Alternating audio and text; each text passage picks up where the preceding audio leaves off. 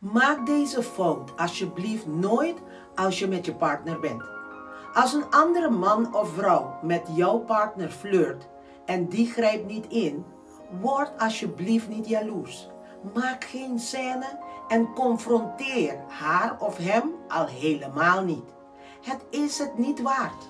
Want als jouw man of vrouw het toestaat, als hij of zij de situatie niet stopt, of erger nog, als die meespeelt, ligt het echte probleem niet buiten jou, maar vlak naast je. Het gaat er niet om je trots te verdedigen of voor de liefde te vechten. Het gaat om waardigheid. Als iemand een grens overschrijdt en hij of zij hem of haar niet tegenhoudt, ligt het probleem niet bij de andere, maar bij jouw partner.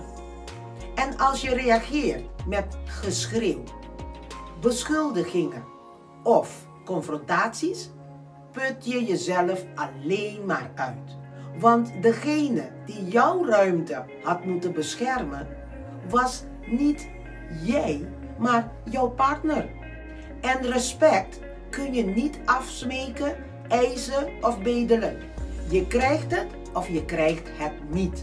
Als je moet concurreren om gekozen te worden, ben je al aan het verliezen, schat. Want een zelfverzekerde man of vrouw vecht niet om aandacht. Hij of zij trekt zich gracieus terug. En als die dat doet, als jij in de buurt bent, vraag je dan af waartoe hij of zij in staat is als jij niet kijkt. Dus als iemand met je partner flirt en die respecteert jou niet, maak dan geen scène. Herpak je waardigheid. Loop weg in stilte.